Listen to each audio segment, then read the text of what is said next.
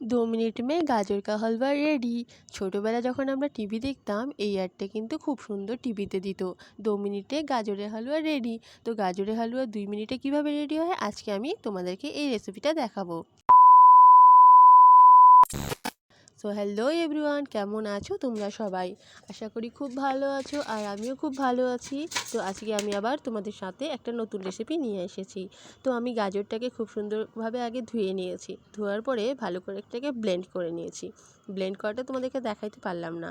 তারপরে আমি কি করলাম, গাজরটা খুব সুন্দর কিন্তু কালারও এসেছে। তারপরে আমি কড়াই গরম করতে দিয়ে দিয়েছি। কড়াই গরম হয়ে গেলে দিয়ে দিয়েছি একটু ঘি।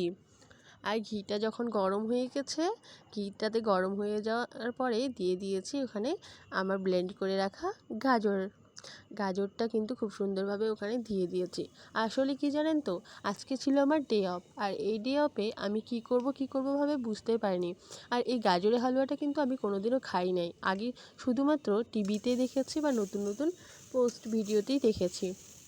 তো আজকে আমি যেই গাজরের হালুয়াটা বানাচ্ছি এটা কিন্তু আমি ইউটিউব থেকেই দেখেছি।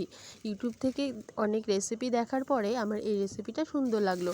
আর আমার কাছে যদিও কোনো কিছু বেশি ছিল না, তারপরে আমি এটা দিয়ে শুরু করে দিলাম। তারপরে আমি গাজরটাকে একটু ভালো মতো ভাজার পরে ওটাতে পরিমাণ মতো চিনি দিয়ে দিয়েছি। আসলে আমি একটু চিনি খেতে বেশি ভালোবাসি, চিনি না মিষ্টি খেতে বেশি ভালোবাসি, তার জন্য আমি কিন্তু আমার পরিমাণ মতো একটু চিনি দিয়ে দিয়েছি। তো তোমরা কে কতটা চিনি খেতে ভালোবাসো, মিষ্টি খেতে ভালোবাসো, সেই পরিমাণে কিন্তু চিনি মিষ্টি দিবে।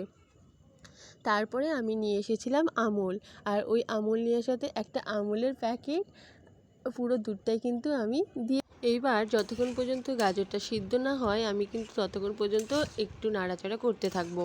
যখন গাজরটা সিদ্ধ হয়ে যাবে তারপরে আমি উপর থেকে কয়েকটা কাজু ছিটিয়ে দিয়েছি। এই কাজু ছিটিয়ে দেওয়ার পরে দেখো কিন্তু এবার কালারটাও খুব সুন্দর আসতেছে আর দেখতেও খুব ভালো লাগছে।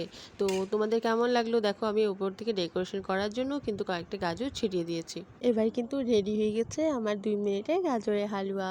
তো তোমাদের কেমন লাগলো আমার এই রেসিপিটি অবশ্যই কিন্তু একটা লাইক, কমেন্ট আর শেয়ার করে জানাবেন। Thank you for watching. দেখো রেডি হয়ে গেছে আমার গাজরের হালুয়া, আর দেখতে কিন্তু খুব সুন্দর হয়েছে। তো যাদের যাদের ভালো লেগেছে অবশ্যই কিন্তু আমাকে একটা লাইক, কমেন্ট, শেয়ার করে জানাবেন। আবার দেখা হচ্ছে নেক্সট ভিডিওতে। Thank you. টাটা।